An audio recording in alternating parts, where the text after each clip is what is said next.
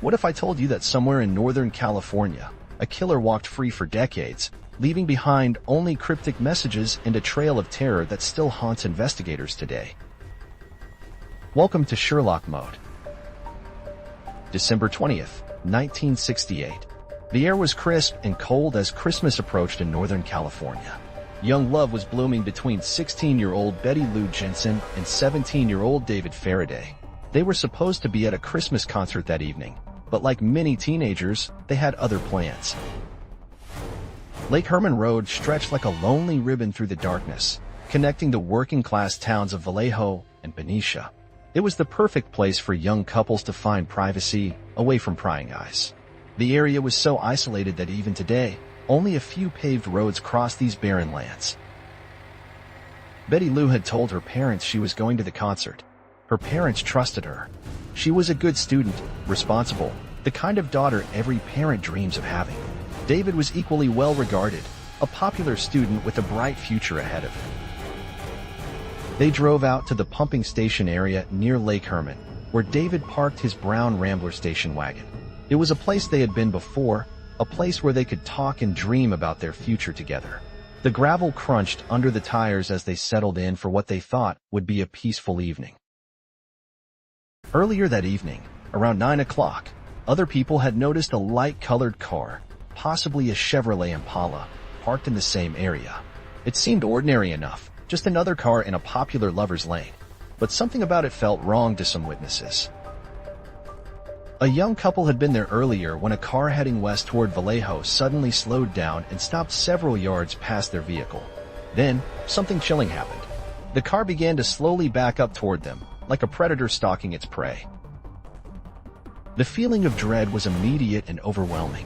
The young couple felt their hearts racing as an unexplainable fear washed over them. Without hesitation, they started their engine and drove off toward Benicia as fast as they could. Behind them, the strange car followed until they took the first exit, watching as the unknown driver continued east on Lake Herman Road. That unknown driver was now hunting for new victims. Betty Lou and David had no idea what was coming.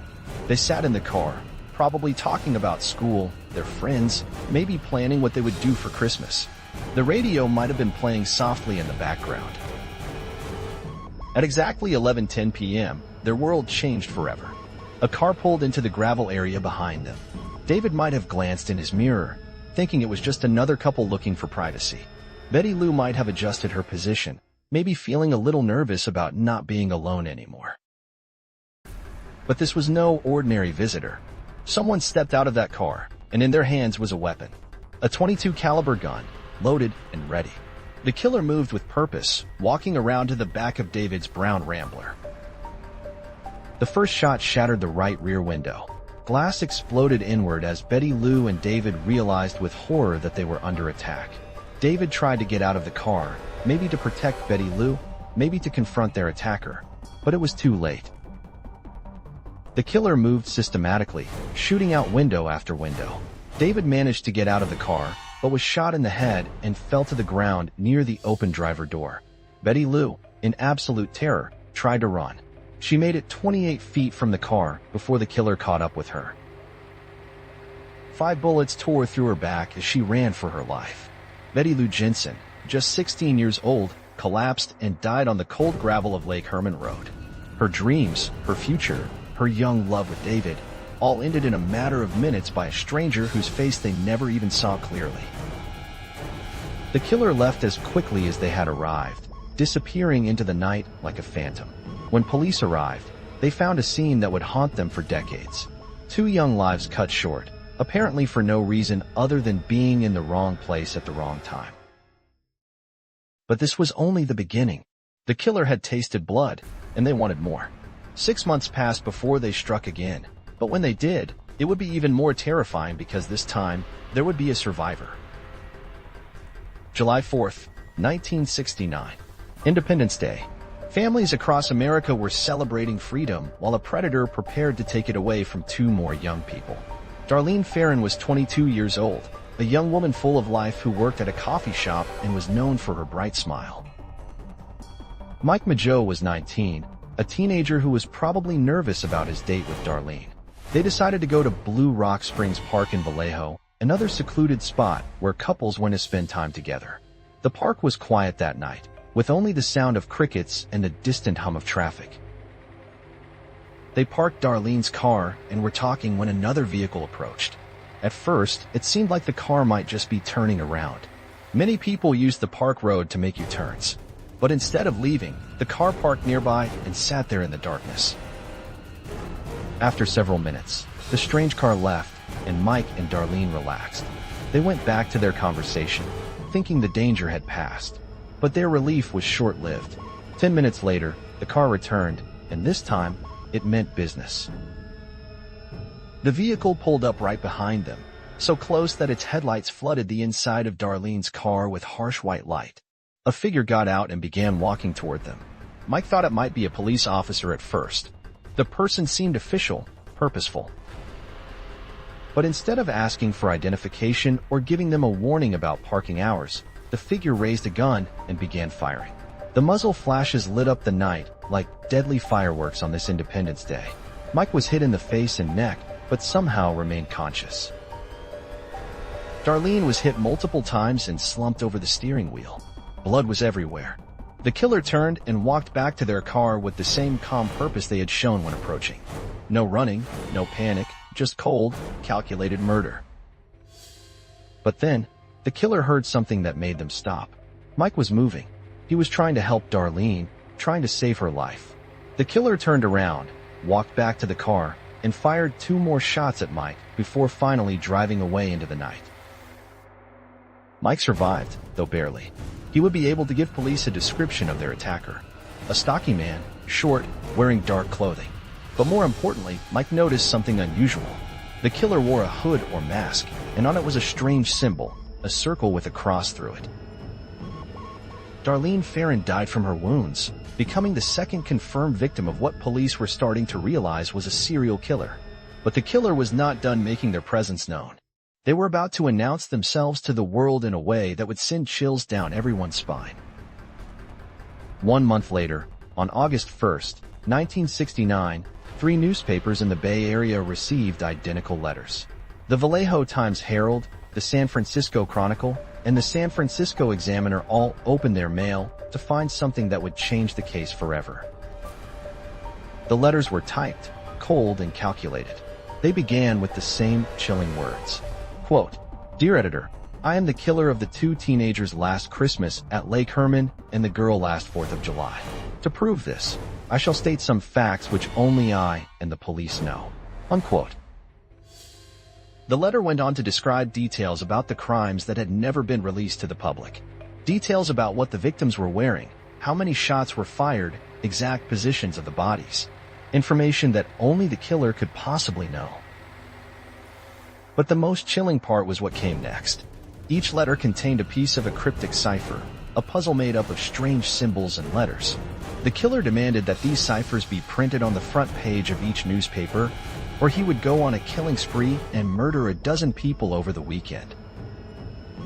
For the first time, the killer signed his work with a symbol that would become infamous around the world. A circle with a cross through it, like a gun sight or a Celtic cross. It was the same symbol Mike Mageau had seen on the killer's hood that terrible night at Blue Rock Springs.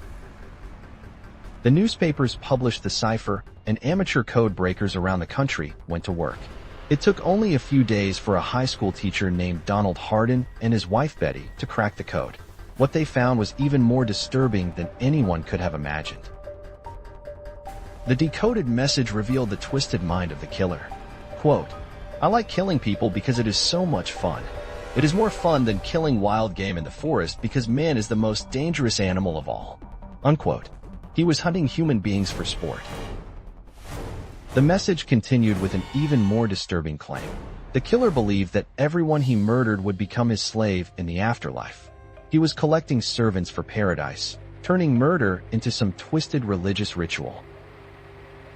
Police realized they were dealing with someone far more dangerous than a typical serial killer.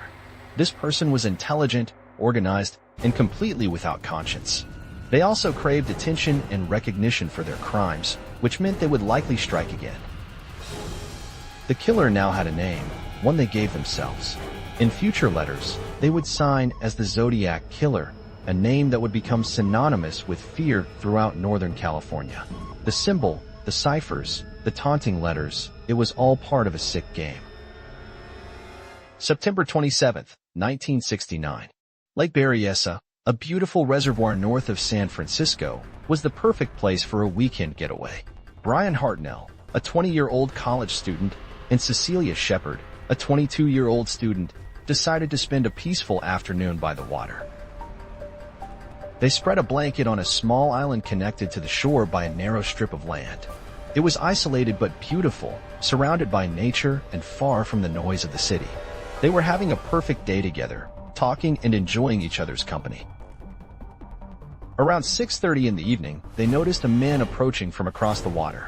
At first, he seemed like just another visitor to the lake. But as he got closer, they realized something was very wrong. The man was wearing a hood that covered his entire head and shoulders. On the front of the hood was that familiar symbol, a circle with a cross through it, hand drawn in white. The hood had eye holes cut out, making the figure look like something from a nightmare. In his hands, he carried a gun pointed directly at the young couple.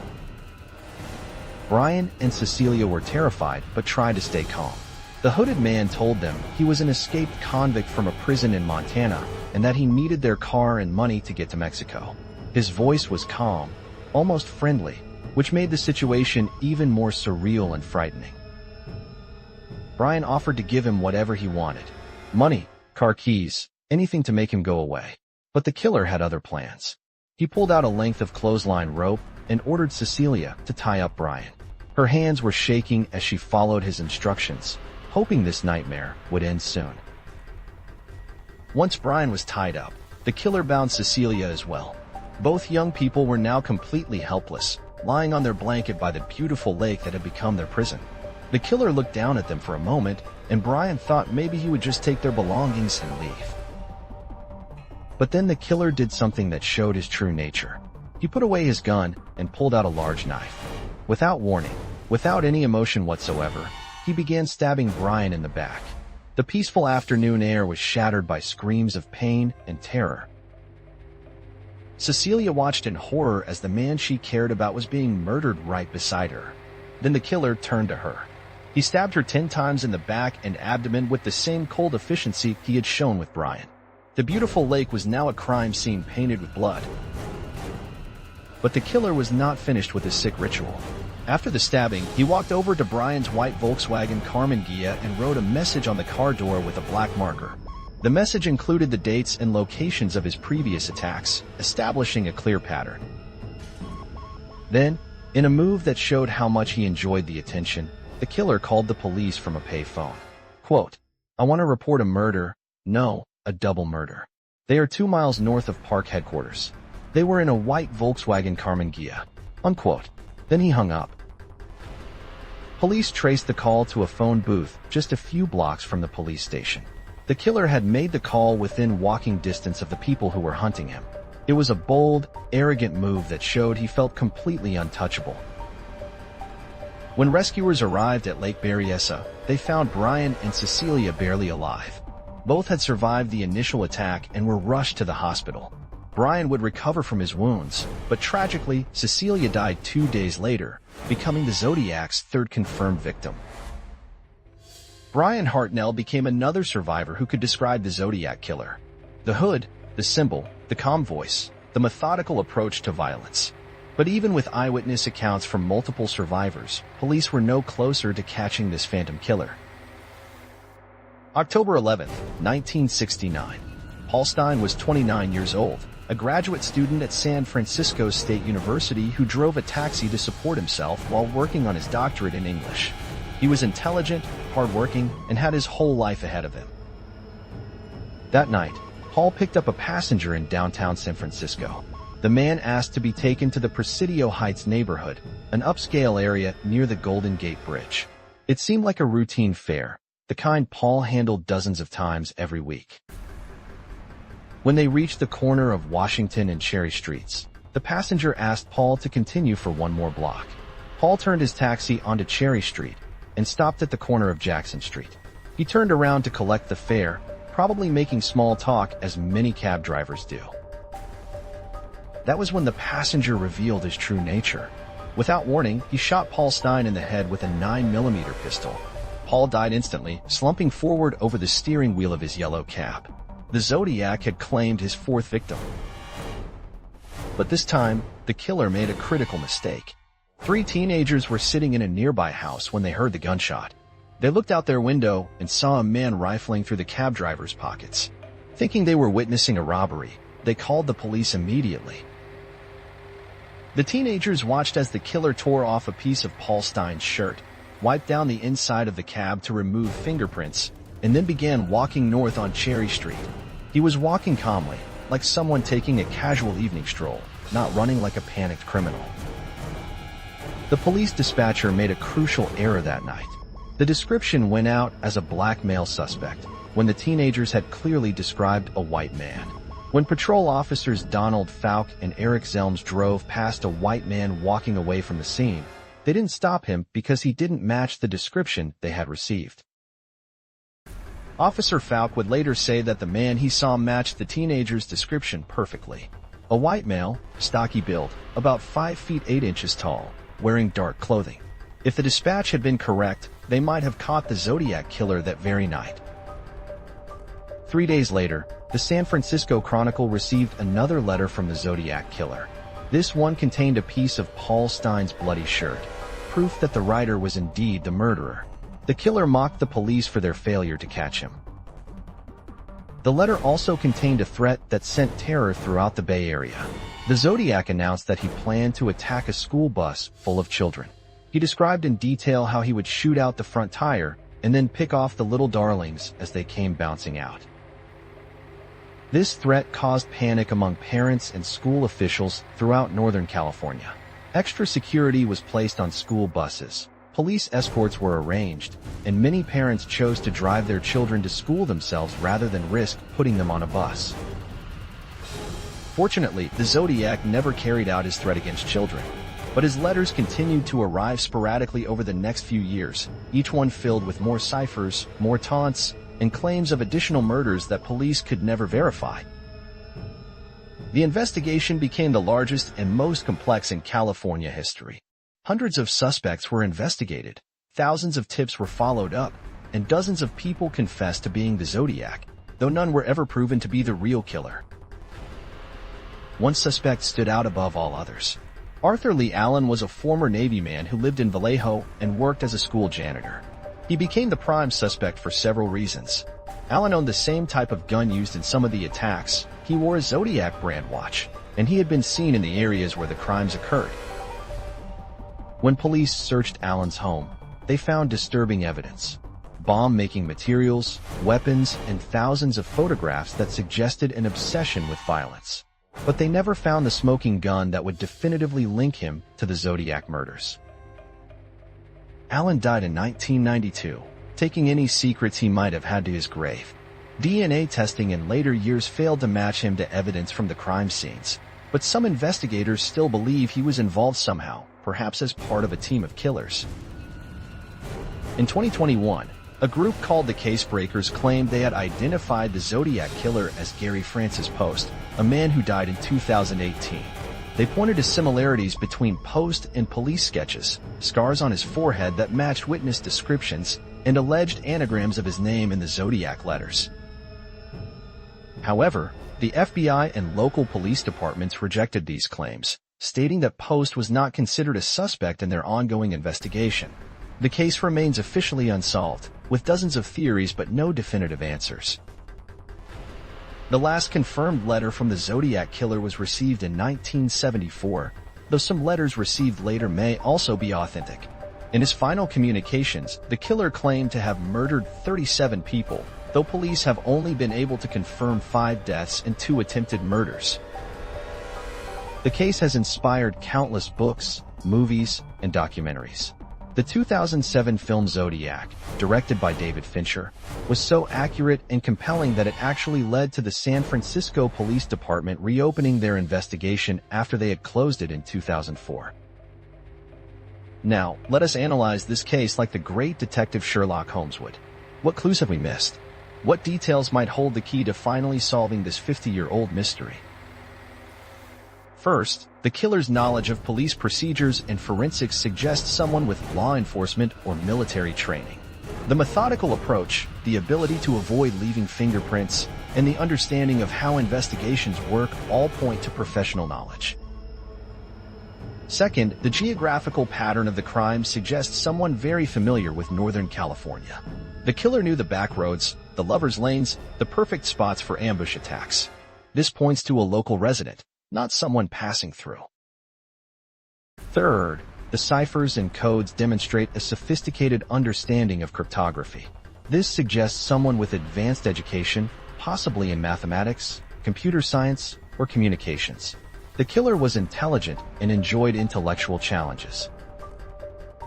Fourth, the desire for media attention and the specific targeting of newspapers suggests someone who understood how the press worked. The killer knew exactly how to craft letters that would guarantee publication and maximum public impact. Fifth, the ability to disappear completely after 1974 indicates either death, imprisonment for other crimes, or a dramatic change in circumstances. Someone doesn't just stop being a serial killer unless something forces them to stop. Based on these clues, the Zodiac Killer was likely a white male in his 20s or 30s during the active period, highly intelligent, possibly with military or law enforcement background, familiar with Northern California, and someone who either died or was incarcerated in the mid-1970s. The truth about the Zodiac Killer may still be hidden in the thousands of pages of evidence, waiting for new technology or a fresh perspective to unlock its secrets. Modern DNA analysis, advanced computer modeling, and artificial intelligence might yet solve this cold case. Until that day comes, the Zodiac Killer remains one of America's most notorious unsolved mysteries. Somewhere in Northern California, there may still be people who know more than they realize. A neighbor who noticed strange behavior, a coworker who remembered odd conversations, a family member who found disturbing items. The victims of the Zodiac Killer, Betty Lou Jensen, David Faraday, Darlene Ferrin, Cecilia Shepard, and Paul Stein, deserve justice. Their families deserve answers. And the public deserves to know that even the most cunning criminals can eventually be caught. The Zodiac Killer may have thought he was the most dangerous animal of all, but he was wrong. The most dangerous animal is human determination, the refusal to give up, the commitment to seek truth no matter how long it takes. Someday, that determination will solve this case. If you enjoyed unraveling this mystery, like and subscribe to SherlockMode.